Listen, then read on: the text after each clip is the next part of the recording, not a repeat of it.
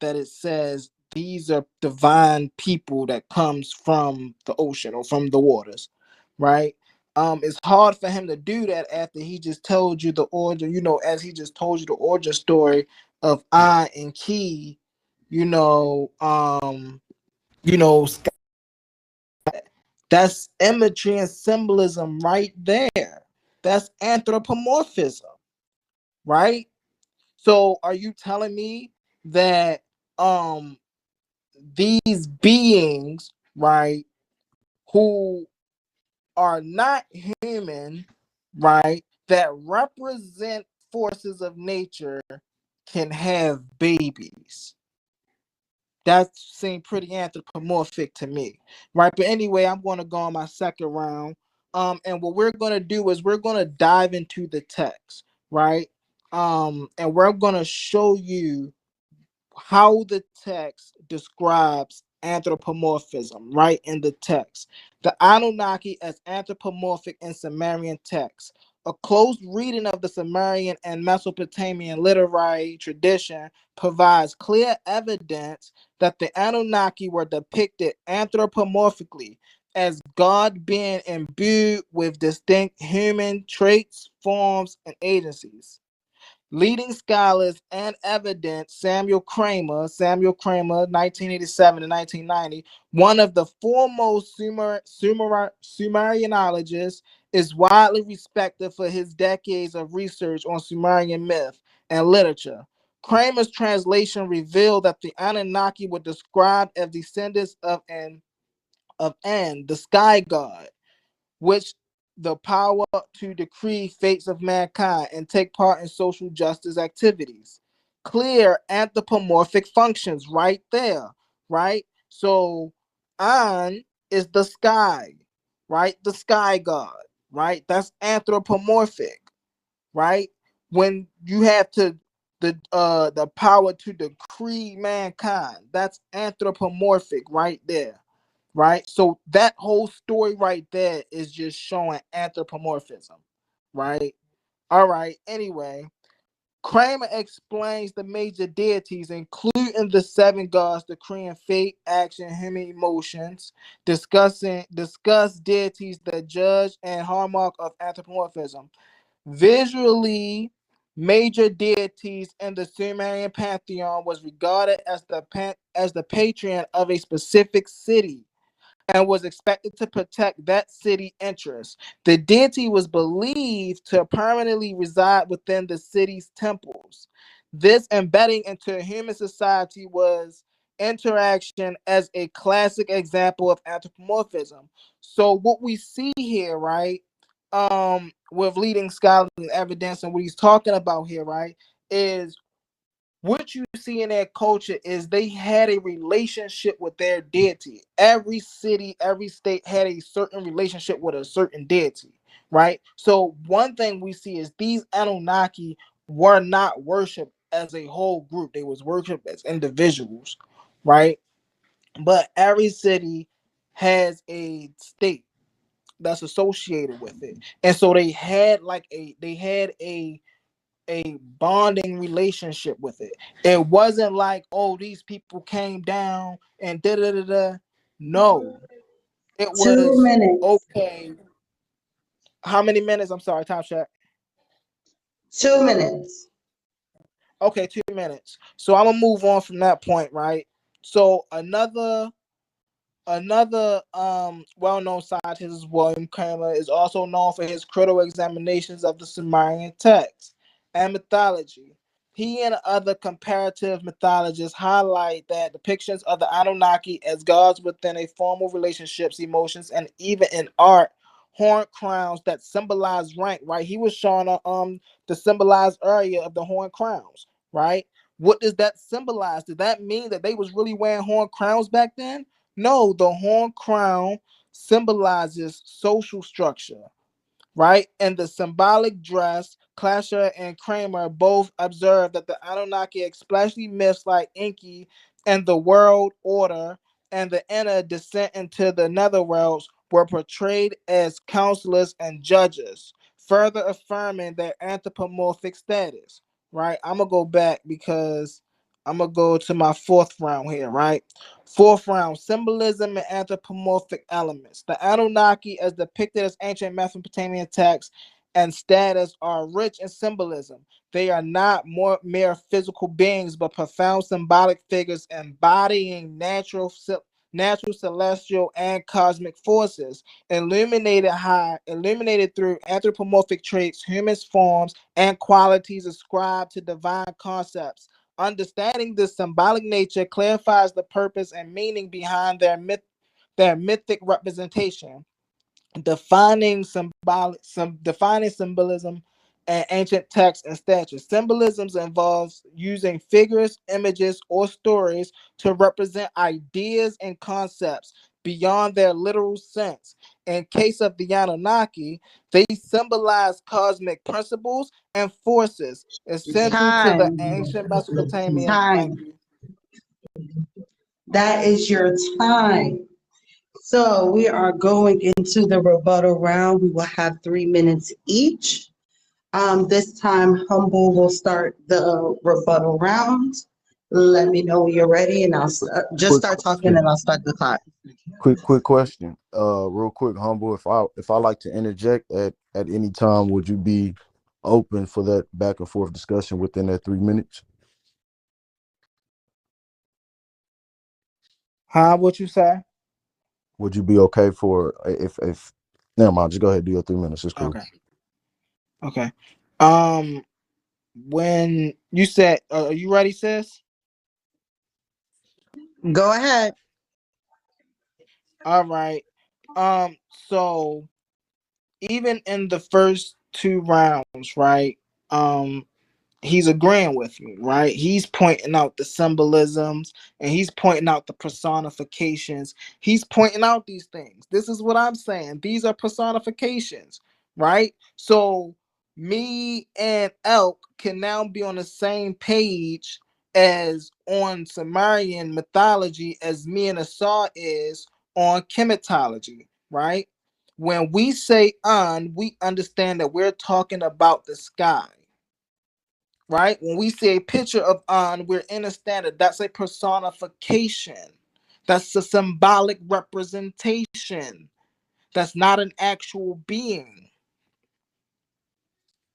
So, I think he done dug himself, into a pretty deep hole right here. And I didn't even have to do as much work as I thought I had to do. But, and it seemed like I'm just helping him out at this point. I'm just getting it straight. But he another thing he did was he conformed three cultures together, right? The Anunnaki is exclusive to Sumerian, Akkadian, and Babylonian. You'll never find them anywhere else. Will you find stories like theirs other places? You will, because this is literature, right? Have you ever heard of the hero's epic? Right? The hero's journey story, right? A lot of us say Jesus have that story, right? Have you ever heard of epics? If you're familiar with literature, then you know how this thing go, right? Even in ancient times, right? Oh, and I also want to touch on another thing. 1 minute. To play down the intelligence of these ancient people is a mistake, right? Do you really think if these people made agriculture, if these people made society, if these people made all of this, you really think that they're going to need a God to come down and help them work the stuff that they already made? No, like again, even you brought it up, right? These deities were represented to help people understand the concept. And I'm gonna land my plane with that. You're doing a great job, Elk, with helping me with these rounds, brother. Keep it up. So I can go right into it, or you want to Shady, say go your ahead. spiel? It's on you. Say Oh. less. Okay. How much time is 3 minutes, right? Okay. Yeah, it's on 3 Well, minutes. Go ahead. okay.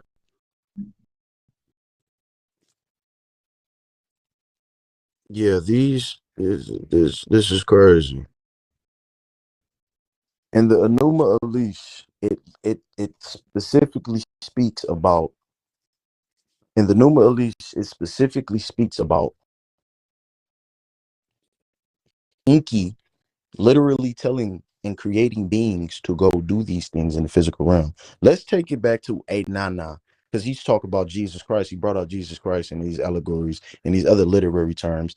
And the whole point that I'm making about these ancient civilizations is that you don't get these literary terms if you do not deal with Mesopotamia and what comes from out of there, right? And Nana, she has a story about going to the underworld. It says that she literally left trinkets. She literally left jewelry, her crown. Now we're going to act like crowns don't have horns. Ancient crowns don't have horns. We're acting like Baal and Baal are not an entity that has statues that are literally worship. He brought up earlier that these beings don't have actual cults, which is crazy because they literally have cults.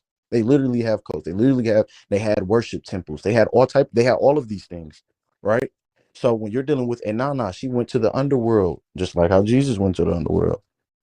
It says that Enana was literally put and killed when she was killed by her sister, right? Queen of the underworld, and then put on a meat hook, like the J in Jesus, a hook that'll hook you.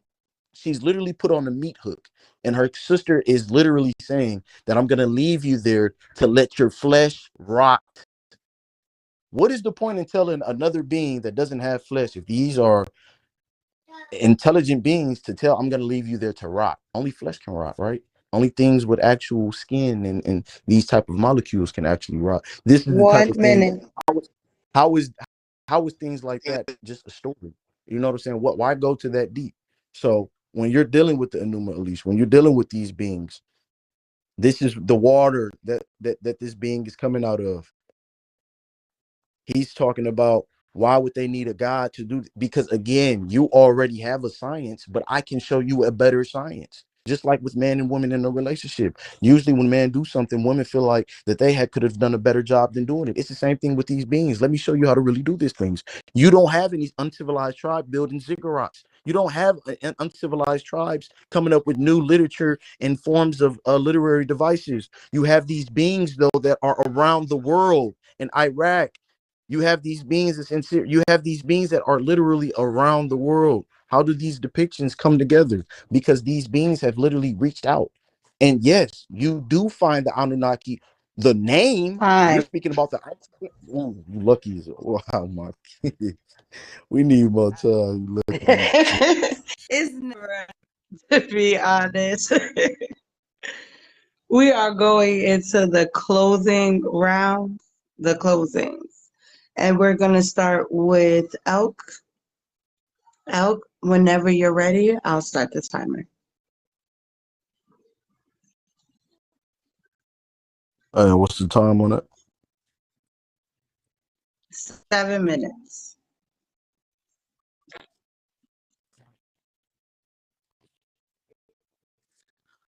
Yeah.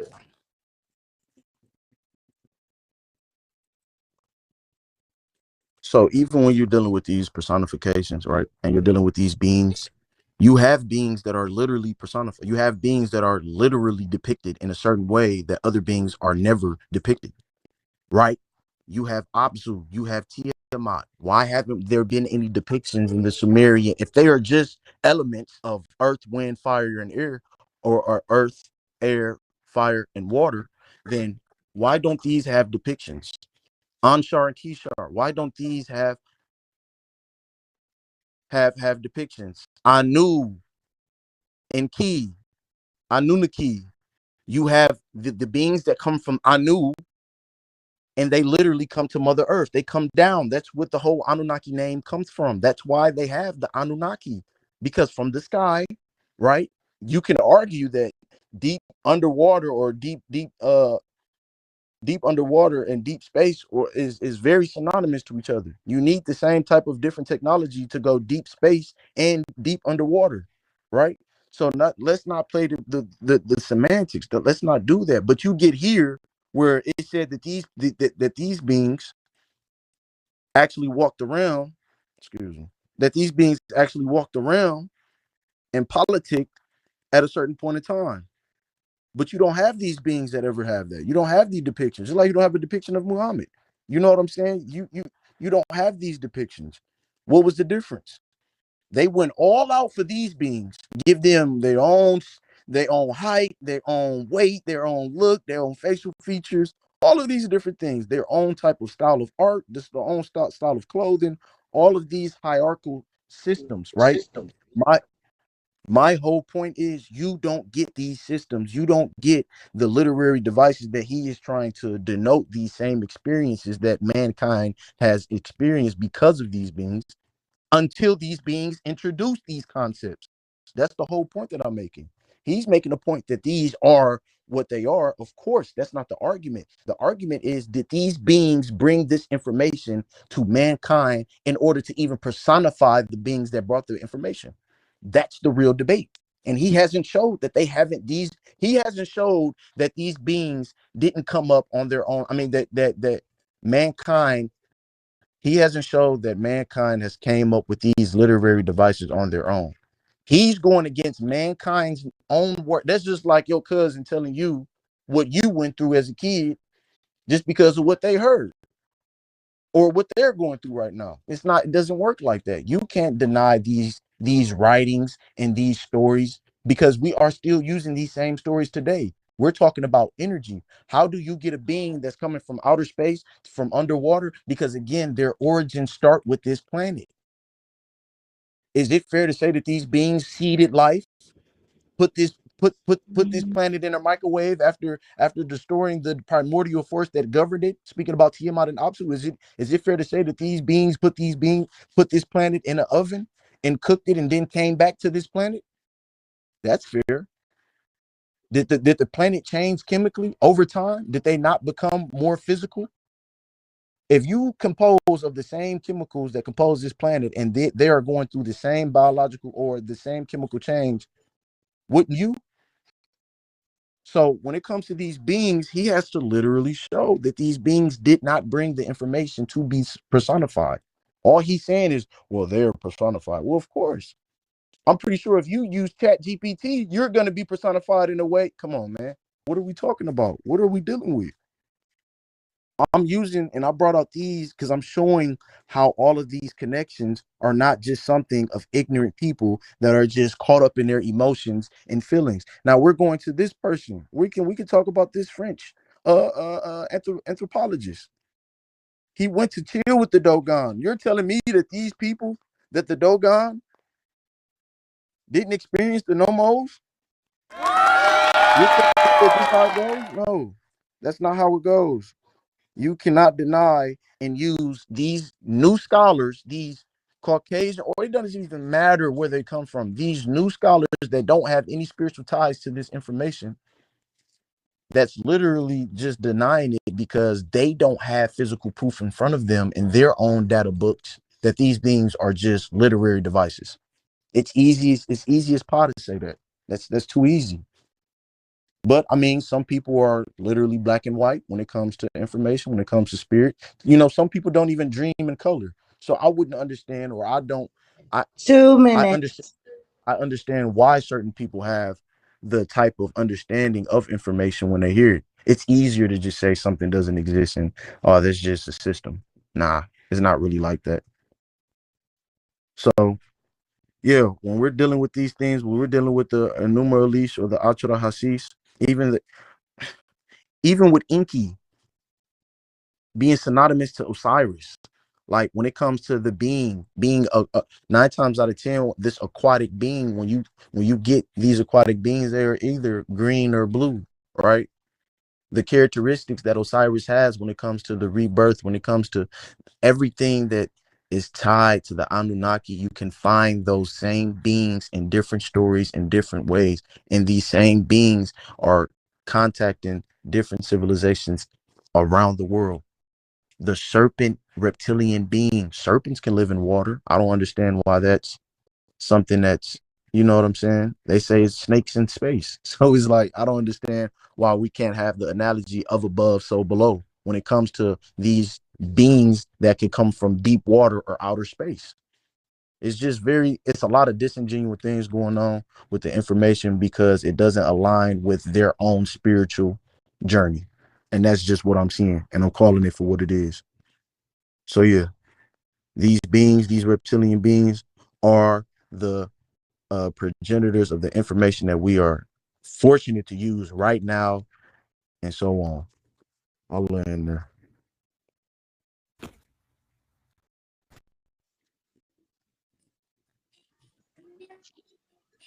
Thank you, thank you.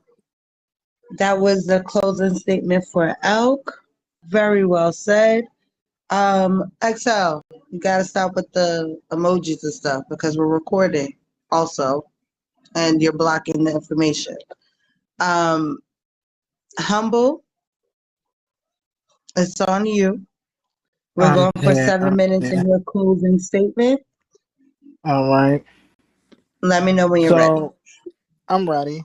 So all right. So my closing statement, I provided, number one, I provided a breakdown. Hey, sister Issa Quinn, can you do me a favor really fast?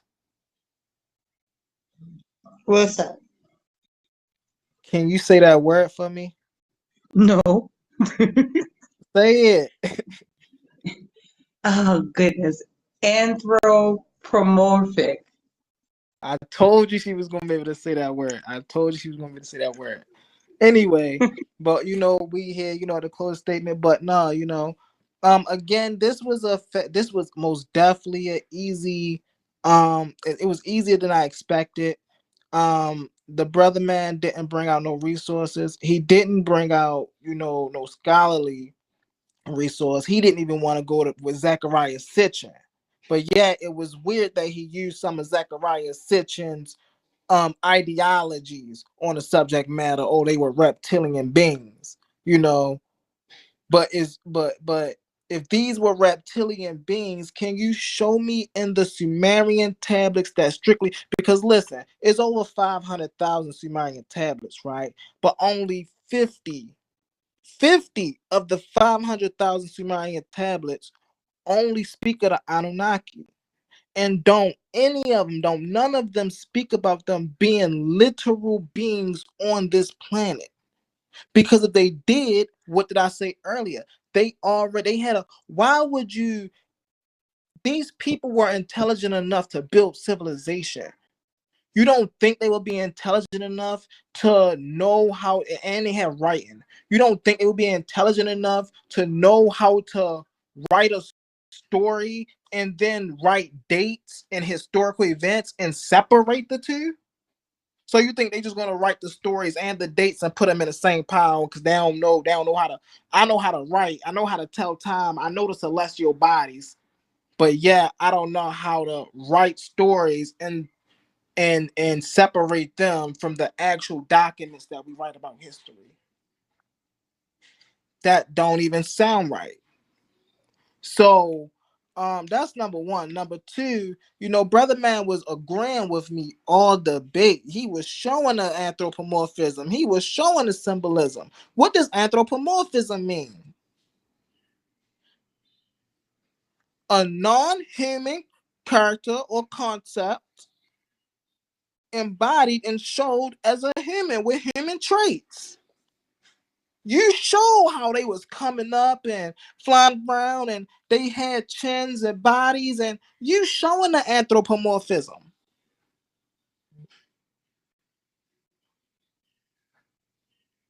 And you're saying they're the real people. But the real problem you have is the text don't even say what you're saying, as I showed in the beginning. None of the text support it. It's weird to say that An came from the water when clearly he was a sky god. He's a representation from the sky.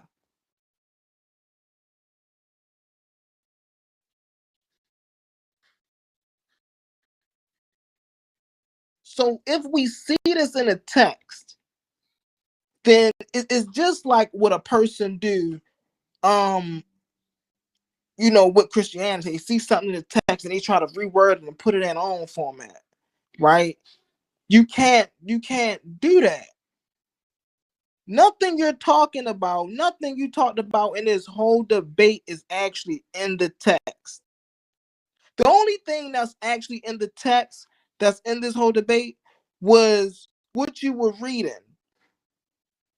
And even that, you proved you was on my side. Yeah, you see the symbolism. We see the personification. I don't think you fully realize what these words mean. If you're saying this is a personification, okay, what is this a personification of? If Anne is a personification, what is she a personification of? She's a personification of the earth. So you're agreeing with me. So that's what made this debate fairly easy.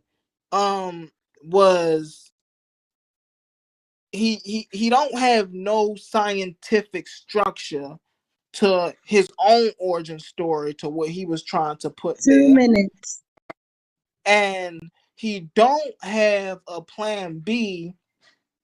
So he tried to say that, okay, well, they came down. He didn't even show about the spaceships and stuff. At least, you're going to show the evidence. You should at least try to show what they tried to say was the spaceships and stuff. But the archaeologists showed how they were cultural incense and religious symbols.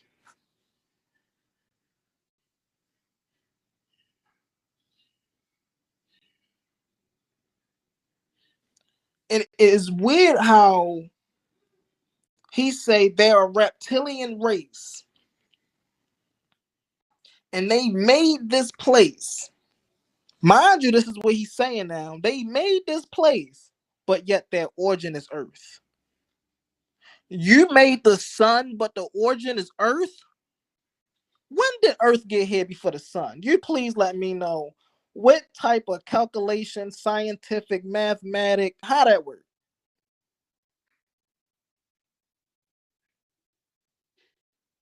But yet he want to run around and say these were real people. The scholars don't even say that these were real people. Again, he didn't want to use Zecharia Sitchin because in all of the scholars, he's the only one that say that these are aliens. And because we had a little switcheroo, I ain't even had to get a chance to put my thing out on Zecharia Sitchin because we was smashing all that pseudoscience. But we know who he got that idea from, Zecharia Sitchin. But it would be weird to say that Anu came out of the water, but that's what they represent. Thank y'all for allowing me to speak. Time. Woo, child. That was a good one, y'all. I don't know what y'all gonna do, judges. But we're gonna ask the judges to unmute their mics.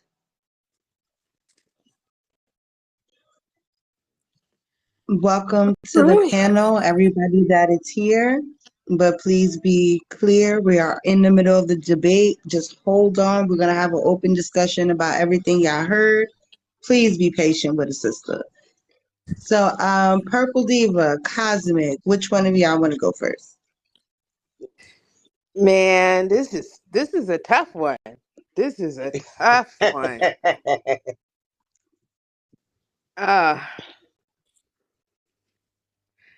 Go ahead, Cosmic. He said, I thought she was going. All right. Before I go, Issa, can you tell me the categories again and make sure I did it all right? So you're judging on presentation, information, also the rebuttals, and if they spoke to the other person's rebuttals within their debate, or what I would say counters, even though we didn't necessarily have a counter round. Okay. I wanted to make sure that I was being fair. I broke it down into presentation, rebuttal, stay on topic, organization, and then I went further into defining the concepts and then backing up with evidence.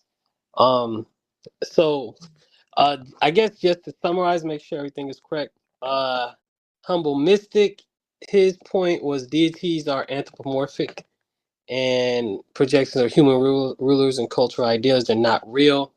Elk, his that these myths preserve real contact with divine or advanced beings.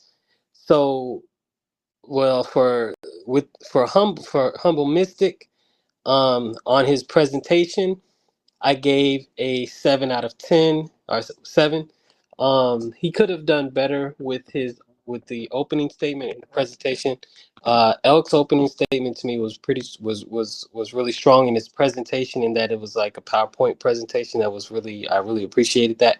Humble Mystic's evidence relied on archaeology and citations, and then his organization I gave an 8 out of 10, and then overall, and I gave him a 70%. With Elk, his presentation was good. I gave him a 7 out of 10.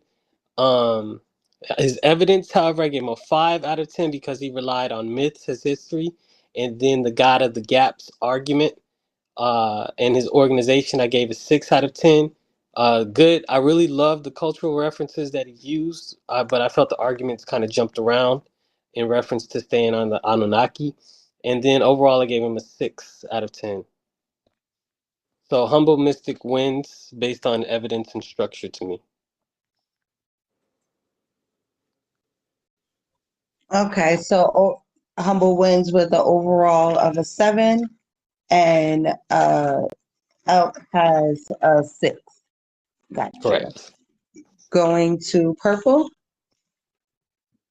Let me say, gentlemen, the fact that I'm stumped, shout out, shout out. Overall, I think you both did an amazing job, and I'm walking away with a lot of knowledge. Okay,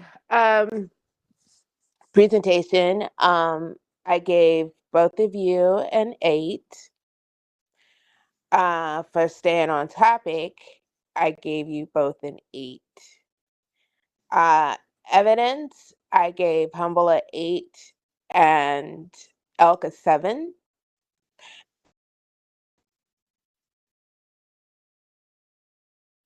For rebuttal, I gave Humble a 9 and Elk an 8.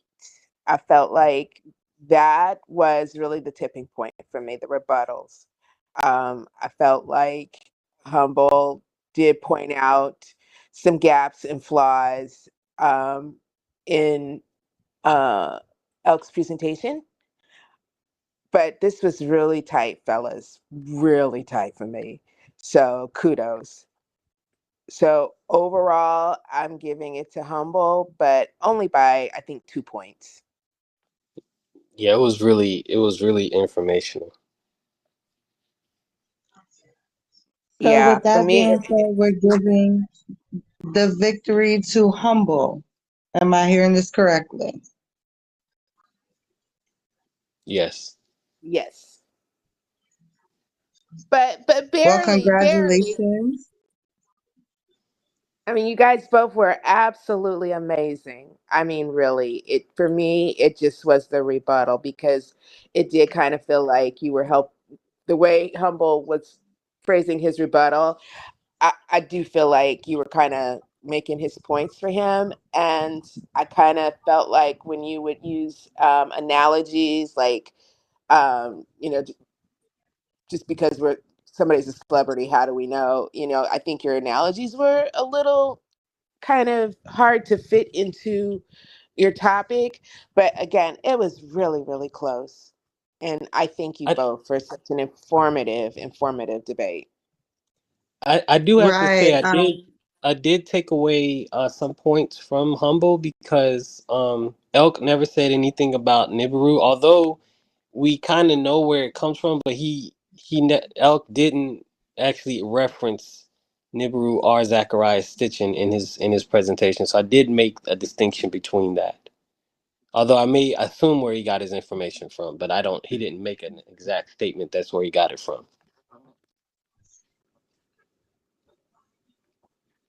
Well, I just want to say congratulations to Humble.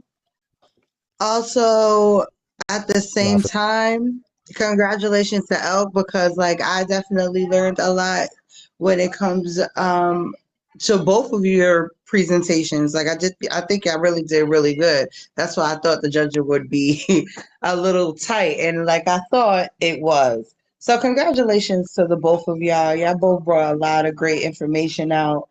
I know the panel is itching to ask y'all some questions. If y'all want to stick around for a little bit for that, I don't know.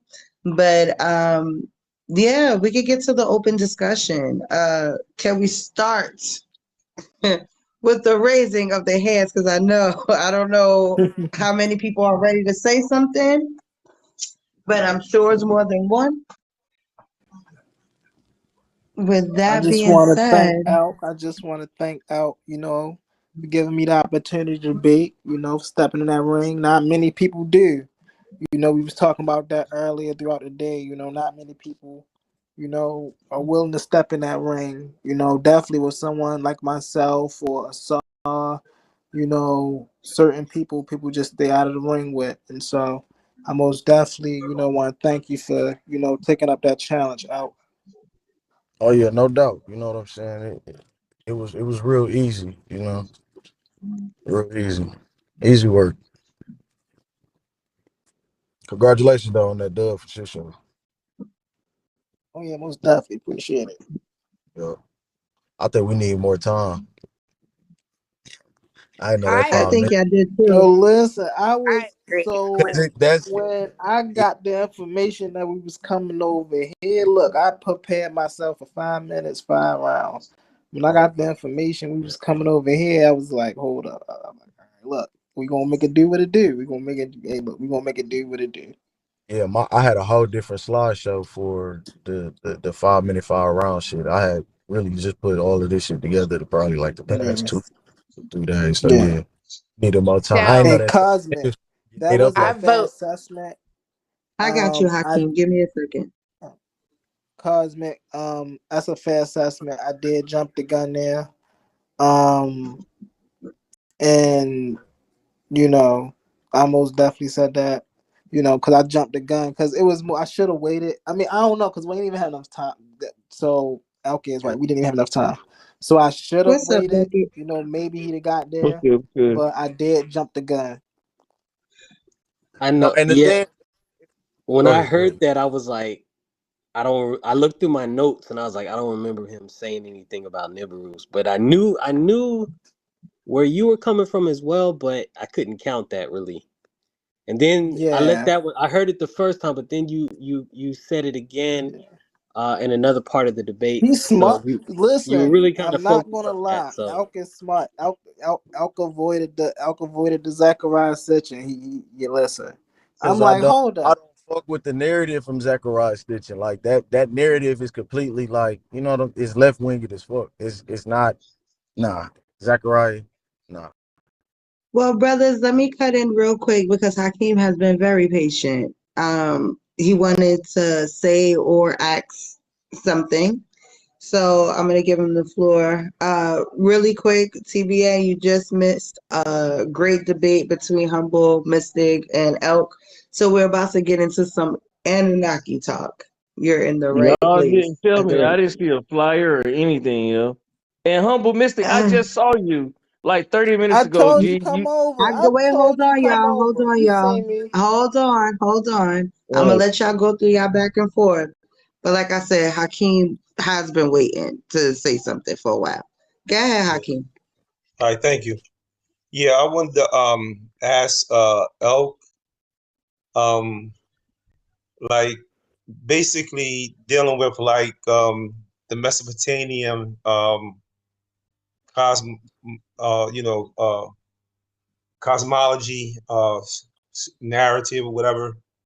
Right. It's like geocentric and that was one of the points that was brought up in a debate, that it starts like from the water. And historically, when that's interpreted, it's interpreted in light of astrology.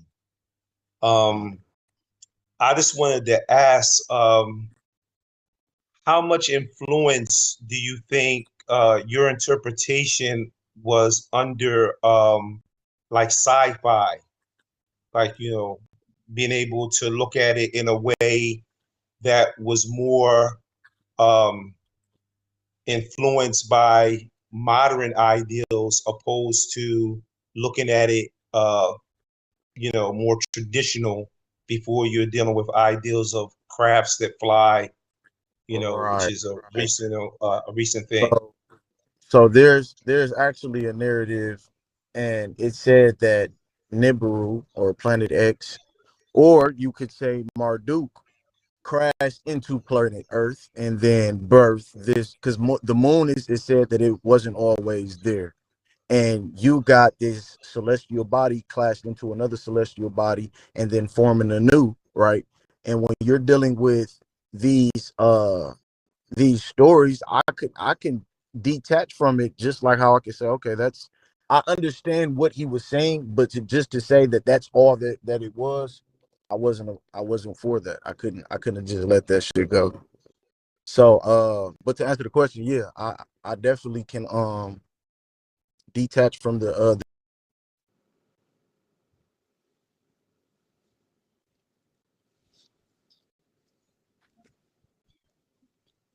Bucket, did you have something to say real quick before I go to purple? No, I just wanted to hear a little bit more details about what the debate was about. Sorry, I missed it. If I would have known, I would have slid right through here, yo. Um, don't feel bad. It was kind of last minute on this panel. I don't know what happened beforehand, but it was last minute over here.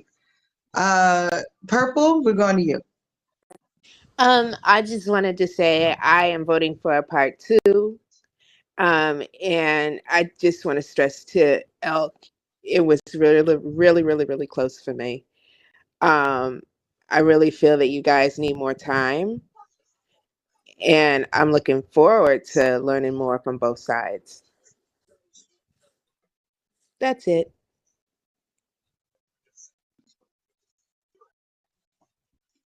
Go ahead, Ashe. I mean, it's a question for both of y'all. With me being here the whole debate, why did neither one of y'all quote directly from Astrahasis, the Enuma Elish epic of Gilgamesh? Why what was the holdback? I was expecting a little bit more direct quotes from the actual source. I did. I did in my first round a little bit. No, yep, a little bit of my first round up there when I was talking about it. I talked about it in splashes in between. Um, Once again, I was prepared for 5 rounds. So in my 5 rounds, it was like in round 4 where I dive in and I pull out and start going deep and stuff like that. So, but even with the information I had, um, I touched on what it said in the actual text and what the symbolism of that was.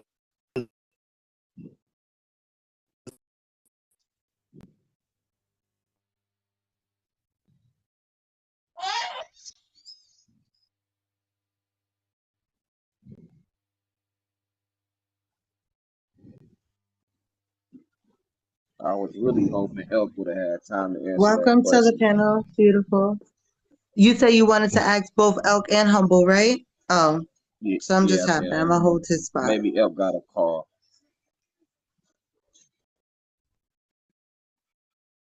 Okay, so we'll come back to Elk's answer on the question. Please remember your question because I have a terrible memory. Um, Welcome to the panel, beautiful. You can ask your question or make your comment. There's no hands.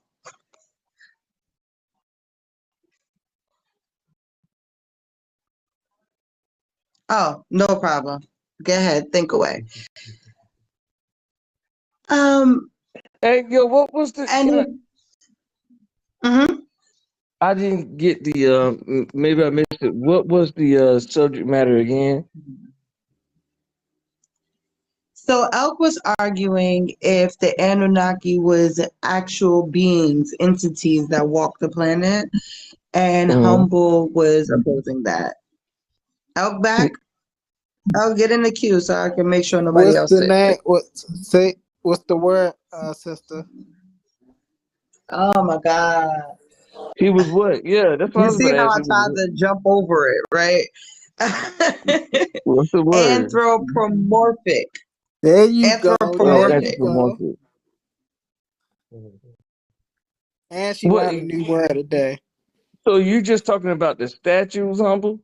You said anthropomorphic. No, That's like. I was talking about how the beings, right? So I was talking about how the Anunnaki beings, right, were anthropomorphic concepts, right? Like An is a sky god, right? And so it's like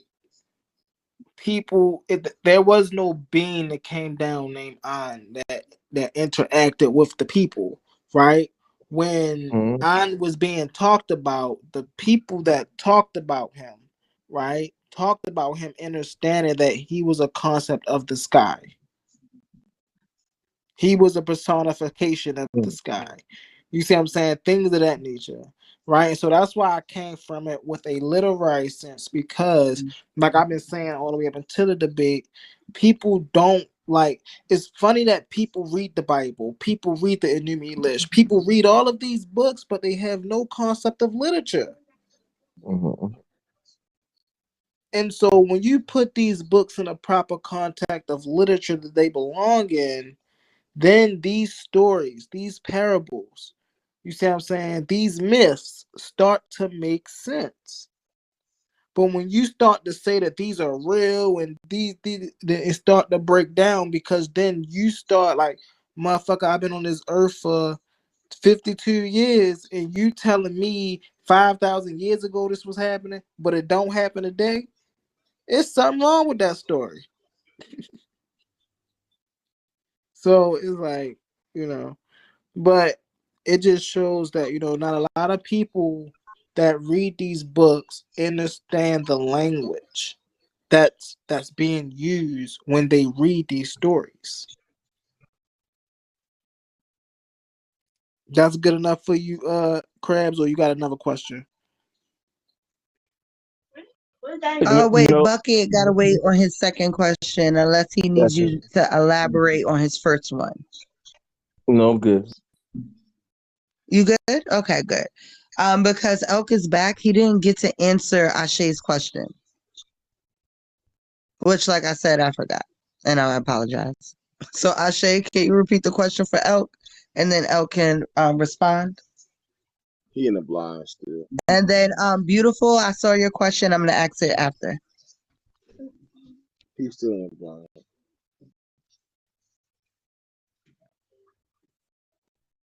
Hey, Queen, you heard him. He's in the elk is in the blind. Oh, is he? I can't see that. Okay, thank you. So, I'm gonna move on to Beautiful's question. Who chose violence when she came up here? So let me get to the question.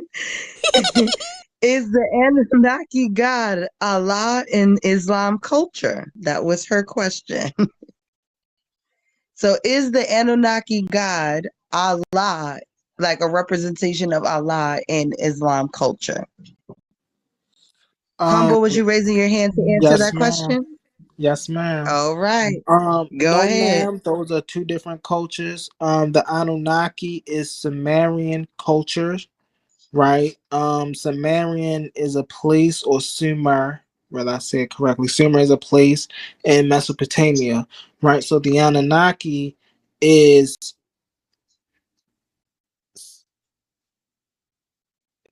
specific to Sumer. I wanted to say another word, but it wasn't coming out. But it's a specific thing to Sumer. That's specific to Sumer's culture, right?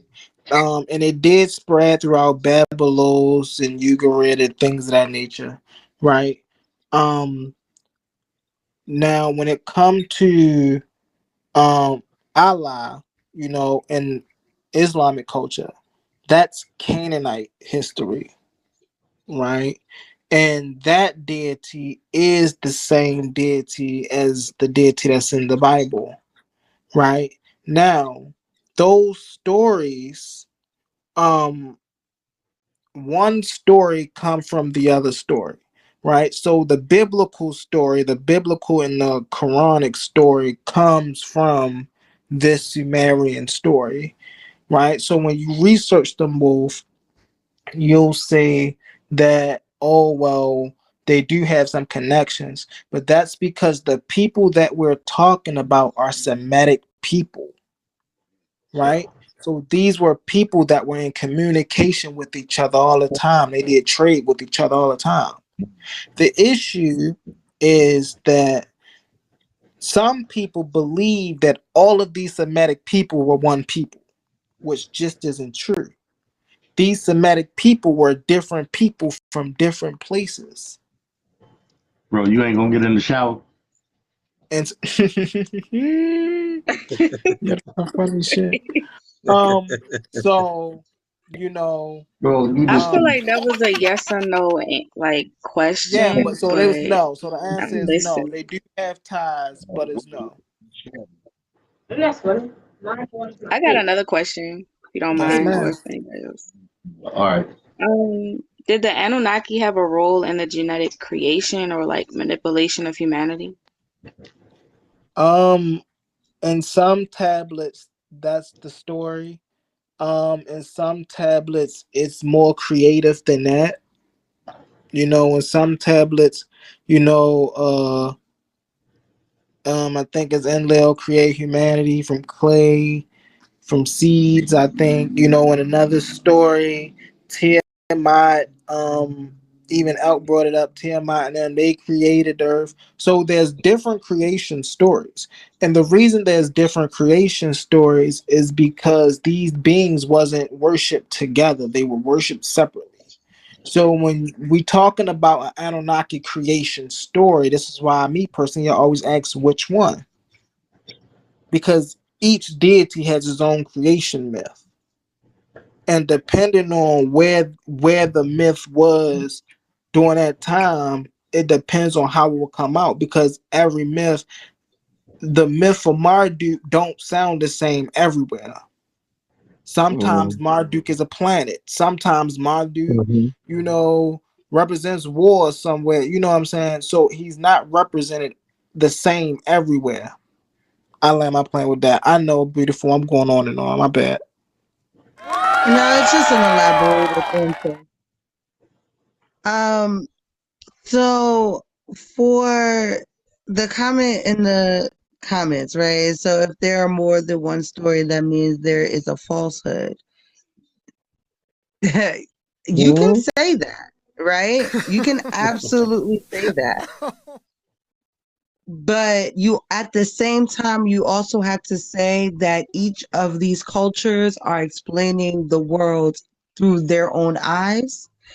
And, does that necessarily make one culture's story better than the other? No. And it definitely doesn't make one culture story more correct than the other. That's what science is for. Just Oh to throw God. that out there. Oh But yes. we can go to you, Bucket, and then we can go to Abraham. You can call me Krabs. Matter of fact, Mr. Krabs. Please call me Mr. Krabs. But no, I do get it. But okay.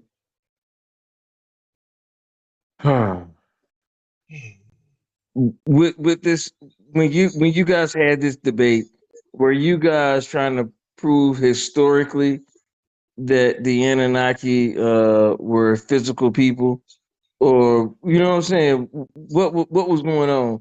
Was it like you know what I mean? Because when we start talking about Anunnaki, it is based on myth, and it's nothing in like academic history that is going to support it. So how did y'all go about doing that?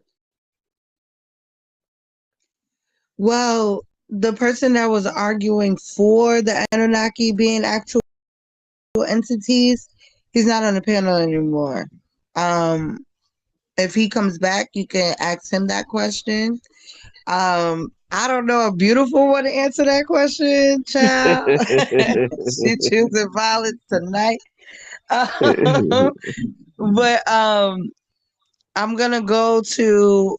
Did you have anything else you wanted to say after that? Because if not, I'm gonna go to Abraham, and if Beautiful wants to answer the question, she can. Thanks for saying that, and I end it right here. Yes, chew your damn popcorn, because if you are going against Anunnaki just to add more fuel to the motherfucking flame, what if our ancient ancestors are saying this is what happened, and we can find actual physical evidence of something being outside our understanding of humans? What did you give to say that it's absolutely myth? I want to hear what was given to say it's absolutely myth. It's all made up. Blah blah blah blah blah. That's it. Oh, he Humble did a great job at that. We're gonna go to Abraham and then Humble, since you were in the debate. Go ahead, Abraham.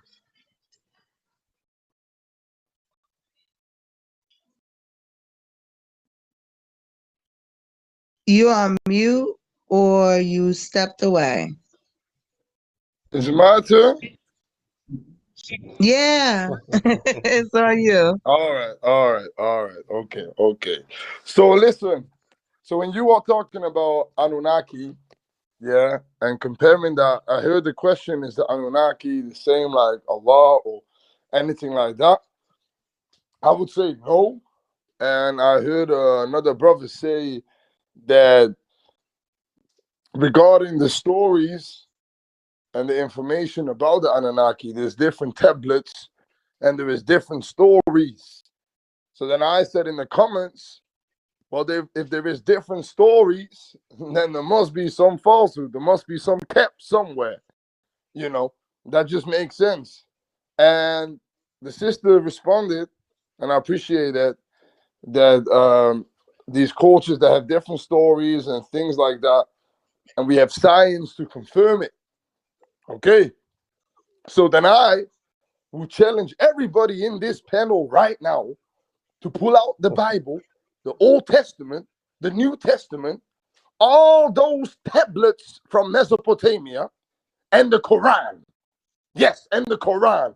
And get science also. Get science out. And let's dissect each and every one of these things. These tablets from Sumeria, from Babylon, from Mesopotamia, each and every of those tablets, the hieroglyphs from the Kemetic people from Egypt, each and every one of them, the Romans and Greeks, whatever information they left behind, the Old Testament, the New Testament, the Talmud, the Tanakh, all of them, the Ethiopian Bible that's written in Ge'ez, not just Aramaic, and get the Quran and get science. Let's see which one of them is historically accurate, scientifically accurate, biologically accurate, mathematically accurate. And I'm going to swear on my mother's beautiful soul that the Quran is the only one that's going to be accurate on all bases. That's really true. I'm not telling you believe in it. I'm just saying, if we're going to go from facts and science, then the Quran will prevail against all of the historical information that we humans have, right? Because we can only do it with that as far as we can go. So I just wanted to put that out there. Thank you very much for letting me have the floor. Assalamu alaikum. Peace be upon everyone.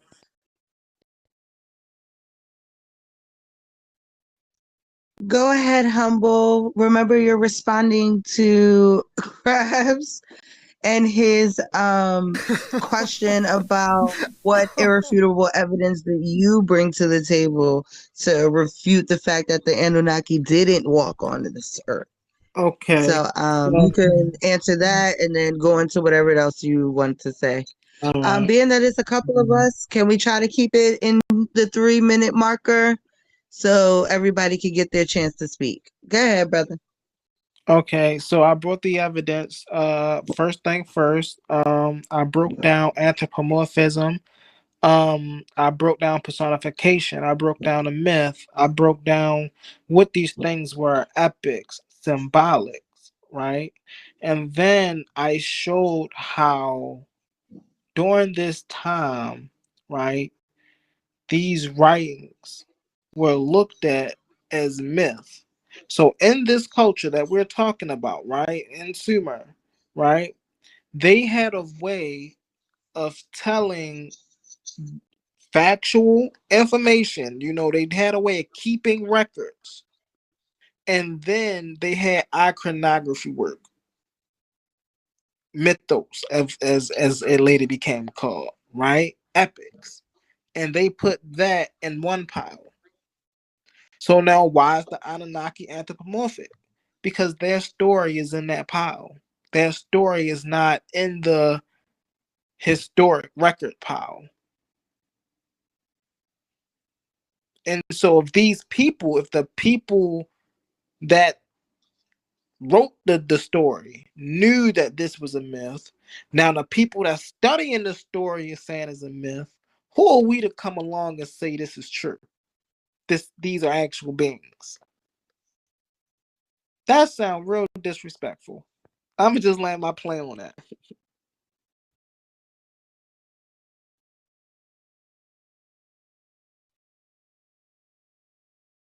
I think I should have been up to bat next, I believe, right?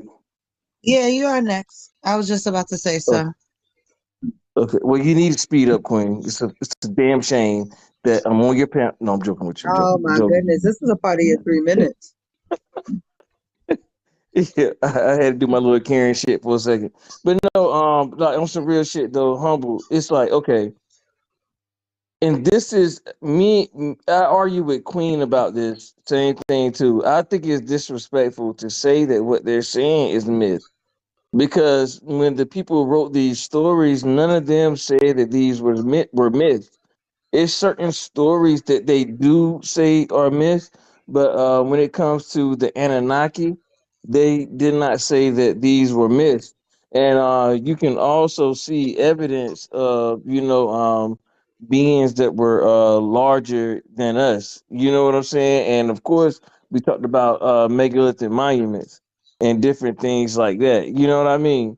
So if we can see all of these, and these people are saying that this stuff right here really happened, and we keep finding things that we cannot explain fully. I said fully and completely how they were created. Then I think we should take a little bit more time and look into the fact that maybe something did visit, and then to add on top of that, the information that we have from our ancient ancestors are compiled from from a lot of different continents, and they're all saying the same story. And I'm not a religious person, but I tend to think if they're all saying this, and the Smithsonian does have information, you know what I'm saying, that can support a lot of this, then I think that we should listen to it. You know what I'm saying? In my opinion. So the issue was Krebs, right? You Oh, wasn't here for this, but the I had issue one more about thing Wait, after that that hold too. on, Humble. We is, got hands. hold So, up. Okay, I apologize. It's oh, the Yeah, can I host's say hold this on. turn. last It's thing? the Yeah. host's turn, bro. It's not your turn. The host's turn. Uh, She raised okay, her can I hand. say this? Just Damn, what really was I gonna quick. say this Just last really thing? quick. Hold up. Right. Mm. Okay, the last So thing is about. Can I say this last thing? Because that was the go main part ahead, I was say gonna this say, last thing. and I finished real quick because you and I think the brother that Sanku, who's that down there in box, son of Abraham. You guys were saying if this story is repeated, then it got to be some falsehoods or something like that. And I want to be real clear, and I end it right here. It's a difference between being falsehoods and being intentional lies. Of course, if a story is repeated, like the telephone game, it's going to be some things that get changed up a little bit. But that's a big difference between somebody intentionally changing shit. That's it. Wait, but let me just say this. Son of Abraham can correct me on his go because he goes right after me. But what he said was because it was so many different stories, it should be some type of falsehood because there was so many different ones. I think that's what he was saying, but he could correct all of that on his turn. I also wanted to say when it comes to these ancient stories, I want people to be clear that the people writing the story, like I don't remember like within the Anuma Elish or within like there was any like I statements or things like that. Like, yeah, I met Inky and he told me. It's a story about a person when it was written down. So when you add that on to the fact that, you know, word of mouth happened for way longer than actual writing, we can't use the writings as, you know, for me, this is for me, sufficient evidence that these things were walking on the earth because we know that these were a retelling of stories over a very long period of time. That's one. And my second point that I'm going to make is that we're looking at the characters too deeply instead of looking at what it personifies. Because when you start to look at what these characters personify, you will see the intention of all of these stories. When you see that the cosmetic mother is talking about the alignment of the stars and comets and lunar eclipses and things like that. When you start looking at that, and then when you look on the ground and you see these entities walking the ground, but they're also walking the ground and changing the seasons or bringing a special crop that's very important to that country or to that nation. Like it's not just it's definitely talking about these things that are important to us, like i.e. Greek mythology, when the olive tree. The olive tree is an embodiment of Athena, but are we saying that Athena lives in the tree? No, we're not saying that. So when it comes to Greek and Romans, we understand that Zeus is just the embodiment of the thunder and all of this stuff, but then somehow it gets mistranslated when we're talking about Anunnaki, and I don't know why. But I'm gonna pass to Son of Abraham. Go ahead, brother. Thank you. Thank you very much for the floor. So, as I want to say, is that the Anunnaki, right, this belief system that's originated in Mesopotamia, which is modern day Iraq, is a belief system that has to do with the origination of human beings and the descendancy. Now, what's very interesting is that the Quran contains a story where there is actually two angels that were sent to this region where the Anunnaki story obviously derived from, where they were taught, where they were sent as a test to teach the people magic as a test. And this is originated in the same location. And the belief system from the Anunnaki, the issue is this, that there is a lot of things within that mythological belief that go against science and that go against history. So that alone makes it very wrong. It's very cool to have something on the side that, oh, maybe it could be this, but it's not. Because with science and with actual historical facts and scientific facts, you can actually dissect that what being told in those myths is not all correct.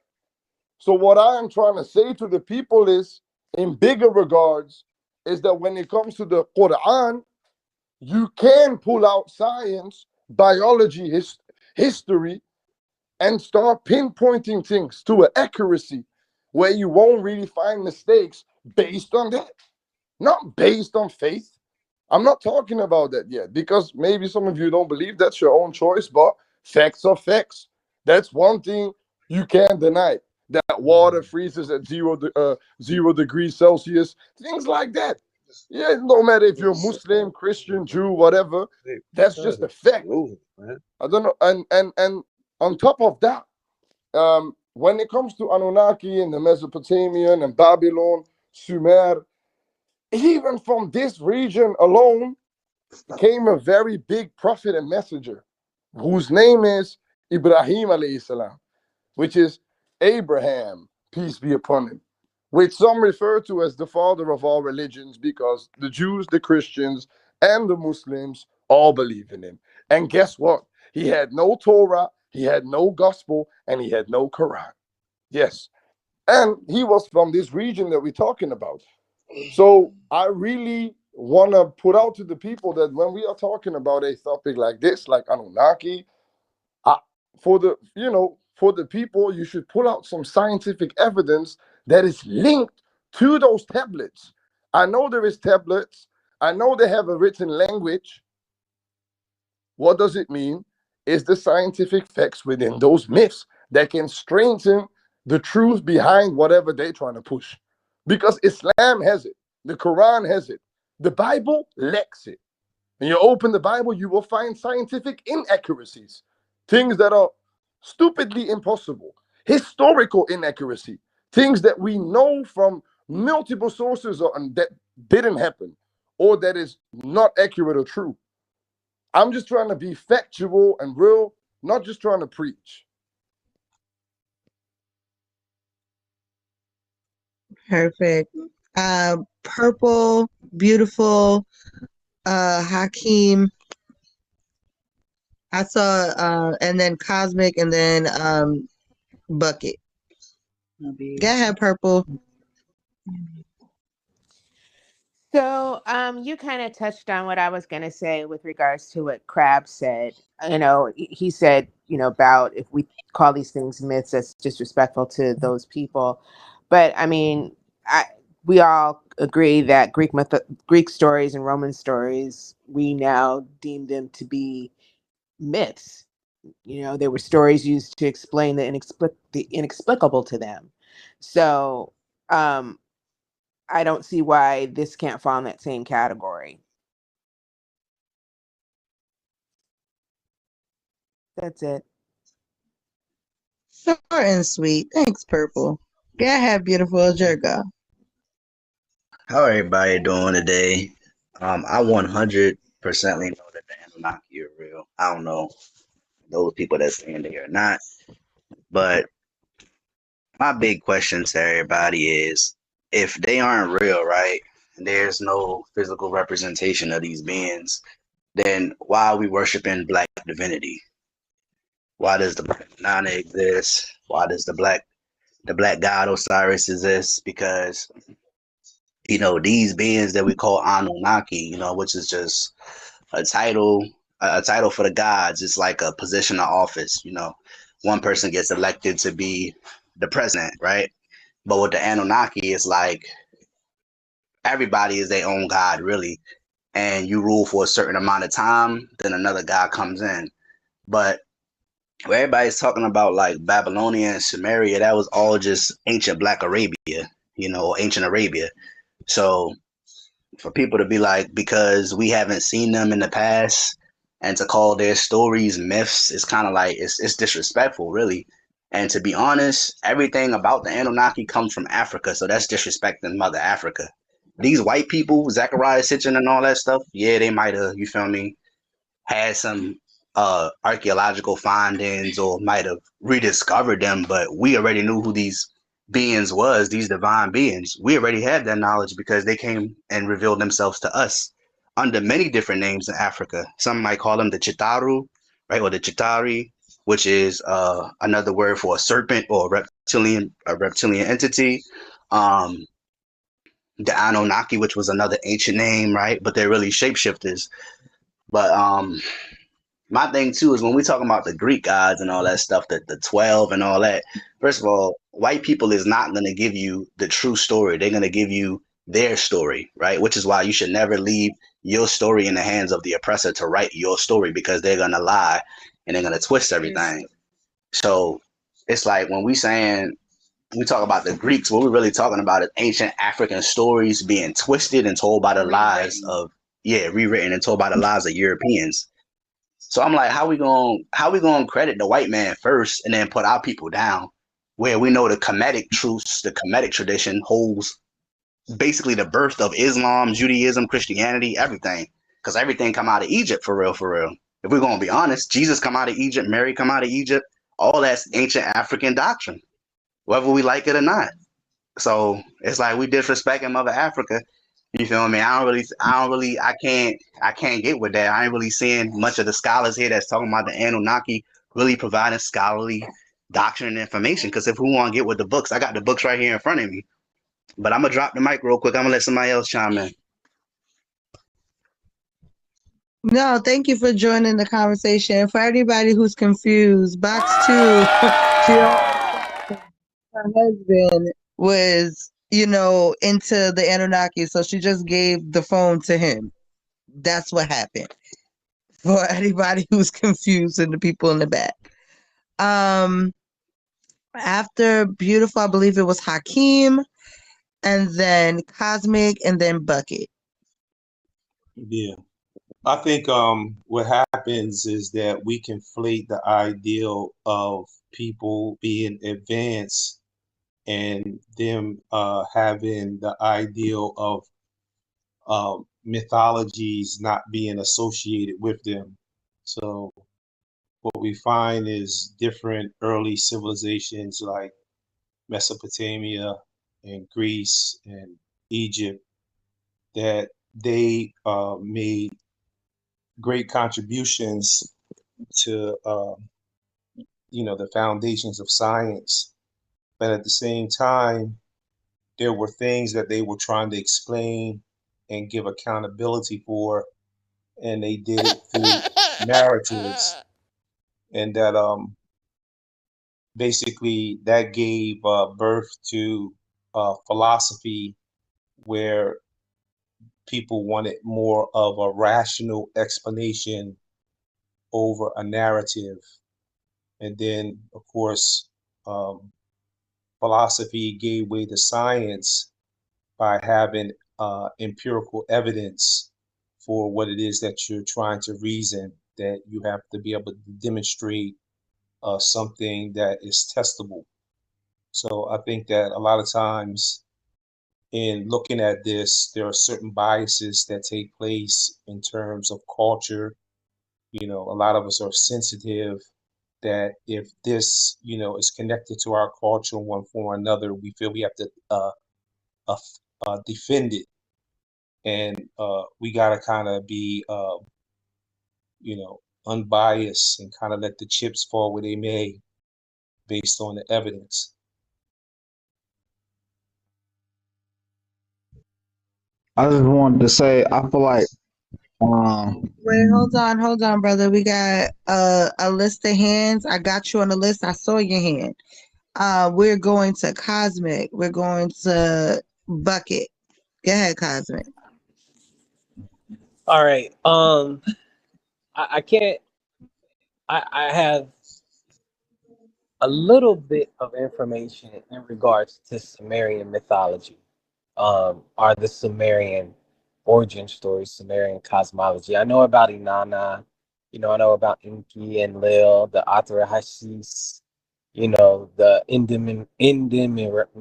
Minranki and the and so on and so forth. I have a few bits of information. I know more about Kemetic mythology. But I group them all into this Bronze Age mindset, and so, I have what I would consider good evidence to show that the people in the Bronze Age, at least the priests and the kings that ruled society and knew how these things operated, understood that they were myths. And we can see this more readily within the Egyptian society. Like one of the female pharaohs, not the only one and not the first one, but one of the most famous one, Hatshepsut, is a good example of the first time, one of the first times we have evidence in history of the ruler making the priests create a myth for her rulership. And the myth was actually the predecessor of the Christ myth, in that she made the priests of Amun say that Amun impregnated her mother in order for her to justify her rule. So we have evidence, historical Bronze Age evidence of these priests making myths up in order to control the people. This again happens in Egypt later on with I think it was Alexander making or one of the Greek rulers making the Egyptian priests once again create a god, Serapis, who would also once again, whose mythology would also once again influence Christianity, at least as far as some of the imagery is concerned. And so we have examples in history of this of their peers at the very least creating myths for the people. And so then the Bible, the Quran, the New Testament, they all follow this same formula. The rulers understand the power of myth to control the masses, and so the ruling class get together and they construct a myth that will then control the masses. And so this formula has been repeated time and time again throughout history, especially in the Judaic faiths, in the Christian faith, and in the Islamic faith, in the Hindu faith, in the Buddhist faith, so on and so forth. We have this has documented evidence. And so that's some history there and some evidence for how these myths are made up to control the masses. They do represent forces of nature, but also the priest. We have evidence of the priests making them up. I'm gonna land right there. Hello, what happened? Was that my phone? Perfect. Perfectly said. Definitely took what I was gonna say. Go ahead, Crash. Shut your ass up, Queen. You perfectly took what I was gonna say. Shut up. Shut it up. Okay, anyway, what I was This gonna is a say part of was your 3 minutes. no. Okay, damn, my bad. Let me go ahead and get it in then. Okay, so, now like most of the times that we talk about this thing, we talk about the pyramids, right? And it's like, and I want y'all to understand what I'm saying. People hear me say when I talk about aliens having something to do with the building of pyramids, and the first response I'm giving is our ancestors were smart. They used mathematics. It wasn't anything mythical or mystic. They used science to build them. But then you turn around and tell me the same people that use science to build different things decided to use a mythological explanation to explain the way they built them. And everything they said was all myth. None of the real scientific information that they have is actually obtainable. We don't have that. You understand where I'm coming from? And that's what we keep getting. And then it's like the second thing I was gonna say is science when it comes to, because I heard someone else say about you got, I think it was about 8 down there, Abraham.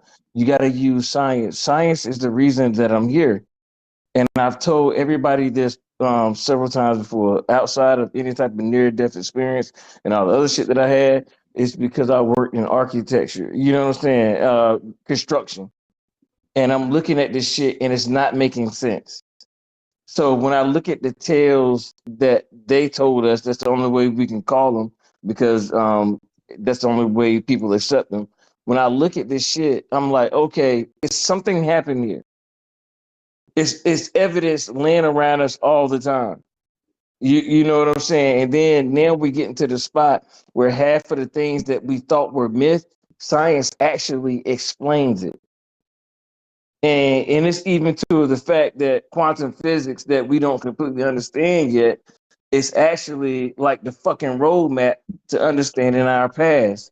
but we still keep sitting here and saying that it's a myth. Maybe it's not the gods and goddesses that we were talking about. I'm sorry to say this, y'all, but maybe we were visited by something that is not from this fucking planet, y'all. And maybe these people were trying to fucking tell us. And we still don't get it, even though our theory of evolution don't make sense because it's a missing fucking link. And then you look at ancient history and they clearly tell us what happened during this missing link. They make that shit up too. It's something else going on, y'all. Now, will I argue that point? No, I'm not going to argue that point, but I will discuss it. Argue that That's it. point. Shut your You ass know up. good and damn well not to argue that point. That's crazy. I just want to say, right? I'm so glad you finally said aliens, brother. We've been talking about this shit for 2 years. I hope it felt good to say that. Um, secondly, I want to say that science isn't something that's created. That's the thing, and I